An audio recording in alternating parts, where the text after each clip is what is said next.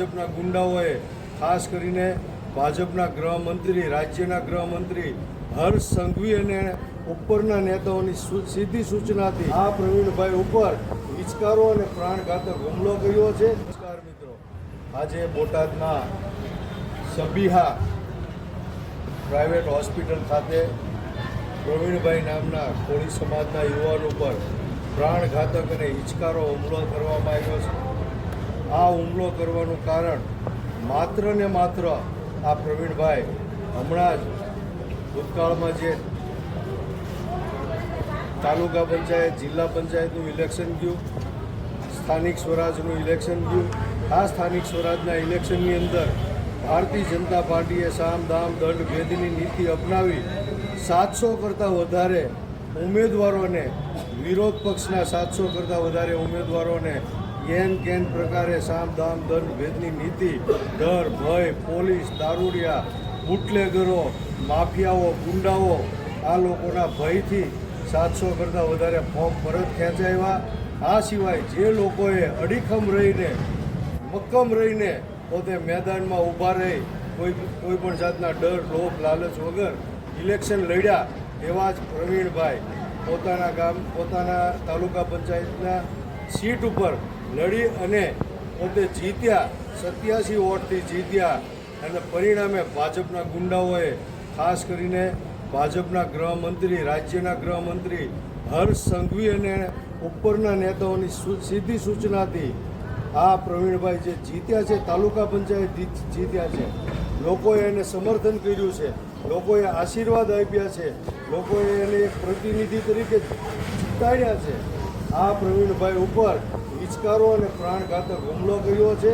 એને હું સખ્ત શબ્દોમાં વખોડું છું. કારણ કે જે રીતે સામદામ દંડ ભેદની નીતિથી ભારતીય જનતા પાર્ટી એવું માને છે કે વિરોધ પક્ષ રહેવો જ ન જોવે, વિરોધ પક્ષ અમારી સામે કોઈ ઇલેક્શન લડવું જ ન જોવે.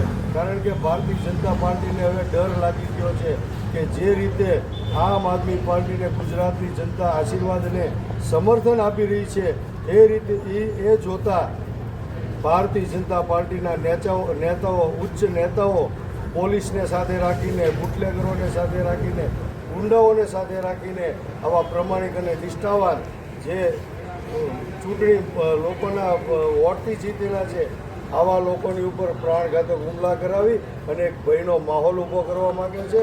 ત્યારે આજે આ હોસ્પિટલ ખાતે પ્રવીણભાઈના સમર્થનમાં સમગ્ર કોળી સમાજના આગેવાનો, વિવિધ સંગઠનો, મંડળો અને સામાજિક અને રાજકીય આગેવાનો અત્રે ઉપસ્થિત છે. અને ખાસ મારે કોળી સમાજના દરેક પાર્ટીના નેતાઓને, આગેવાનોને કહેવું છે કે જે રીતે કોળી સમાજ હારે સમગ્ર ગુજરાતની અંદર કાયમ માટે અન્યાય અને અત્યાચાર થઈ રહ્યા છો, ત્યારે ખાસ કરીને સત્તાધારી પાર્ટીના કોળી સમાજના ધારાસભ્યો હોય, સંસદ સભ્યો હોય, મંત્રીઓ હોય, એને કહેવું છે કે ખરેખર જો તમારામાં જરા કંઈ શરમ હોય તો તમારી સરકારની સામે તમે અવાજ ઉઠાવો, તમે ન્યાય માગો, મેદાનમાં આવો.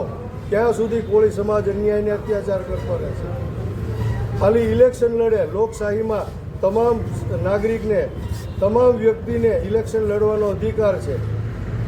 આ ભાઈ ઇલેક્શન લડ્યા, જીત્યા, તો એની ઉપર પ્રાણઘાતક હુમલો થયો, તો તમે ક્યાં સુધી મૌન બેઠા રહેશો અને ભાજપની કઠપુતલી બની અને આ બધું સહન કર્યા કરશો?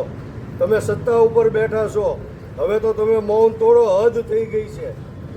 આ ગરીબ માણસો, નાના માણસો આ ગુલામ બનાવીને રાખી દીધા છે આ ભારતીય જનતા પાર્ટીના શાસનમાં. તમે લોકોએ જો તમારામાં જરા કંઈ શરમ હોય, જરા કંઈ તમને દયા હોય, તો તમને બે હાથ જોડીને વિનંતી કરું છું કે આ પ્રવીણભાઈના સમર્થનમાં ભારતીય જનતા પાર્ટી હોય, કોંગ્રેસ હોય કે આમ આદમી પાર્ટી હોય, તમામ લોકો ન્યાય માટે મેદાનમાં આવો અને આ પ્રવીણભાઈને ન્યાય અપાવવા માટે તમે અહીંયા પ્રવીણભાઈની મુલાકાત લ્યો અને તમે લોકો પણ સરકાર સામે અવાજ ઉઠાવો.